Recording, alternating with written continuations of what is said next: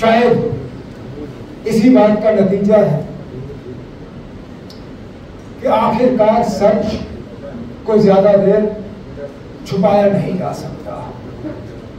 लाख कोशिशें बीजेपी की, उनके साथी पार्टियों की, मरकज की हुकूमत की, यहां की एडमिनिस्ट्रेशन की, कि शेर कश्मीर को वो जलील करें, शेर कश्मीर का नामो निशान यहां के लोगों के दिलों से हटाएं।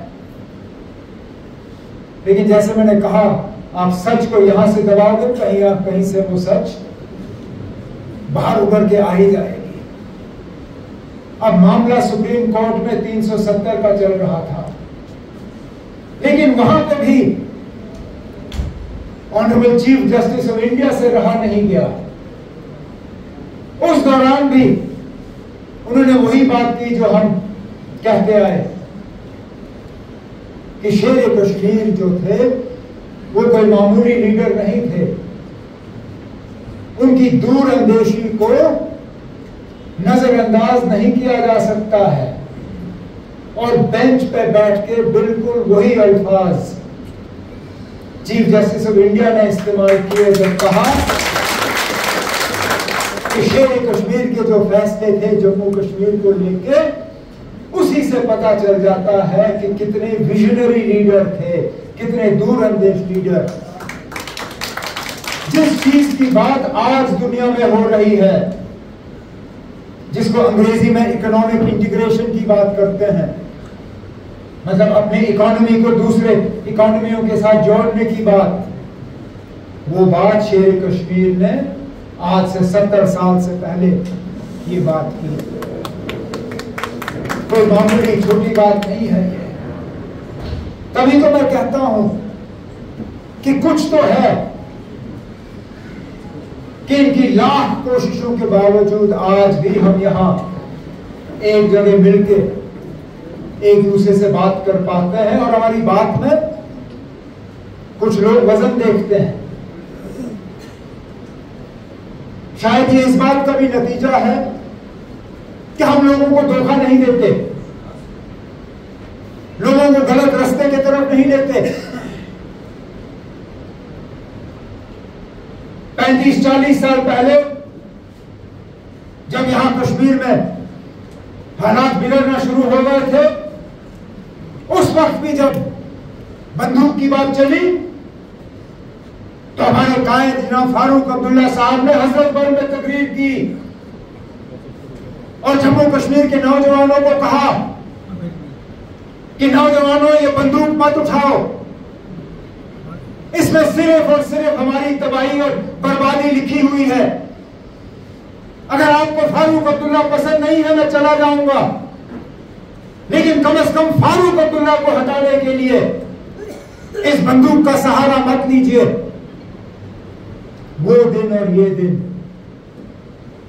साबित हुआ कितनी तबाही और बर्बादी इस बंदूक ने लाई। कब्रिस्तान के कब्रिस्तान भर गए।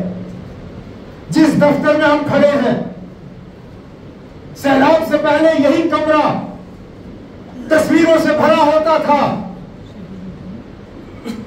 इन दीवारों पे उन मेरे साथियों के तस्वीर होते थे जिन्होंने इन 30-35 सालों में अपनी जान की कुर्बानी दी, सिर्फ इसलिए क्योंकि वो जम्मू कश्मीर के लोगों को गुमराह करने के लिए तैयार नहीं थे। वो बार बार कहते रहे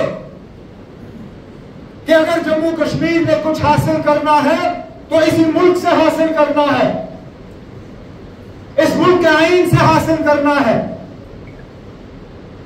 2019 के बाद भी जब कुछ लोग हमें झांसा देते थे,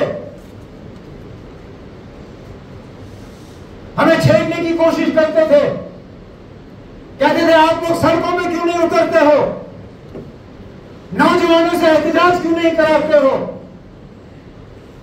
उनसे कहता था आप एहतजाज से हमने कुछ नहीं हासिल किया। यहां के नौजवानों को हाथ में पत्थर देके उनके मुस्तकबिल के साथ खिलवाड़ नहीं करना चाहता हूं। हम लड़ेंगे तो अदालत में लड़ेंगे, हम लड़ेंगे तो जमहूरी तरीके से लड़ेंगे, हम लड़ेंगे तो आईनी तरीके से लड़ेंगे, और बिल्कुल अपने अल्फाजों पे हम कायम रहे। आज मुझे उस बात की तसल्ली है कि इससे बेहतर हम कर नहीं सकते थे। इस मुल्क के सबसे बेहतरीन से बेहतरीन वकील, अगर इस मुल्क के 5 बेहतरीन वकील के नाम आप गिनोगे तो उन 5 में जरूर आप कपिल सिब्बल जी का और गोपाल सुब्रमण्यम का नाम उस लिस्ट में पाओगे। दोनों वकीलों ने सुप्रीम कोर्ट में नेशनल कॉन्फ्रेंस की तरफ से वहां अपना मौक़िफ़ सामने रखा।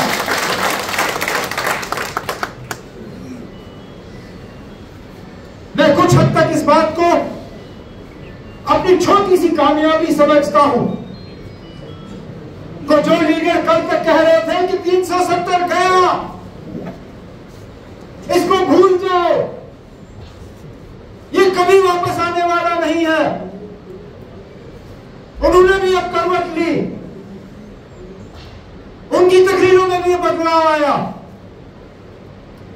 आज वो भी कहने पे मजबूर हुए कि 370 जो है जम्मू कश्मीर के लोगों के साथ जुड़ा हुआ मामला है, इसके साथ छेड़छाड़ नहीं किया जाना चाहिए था।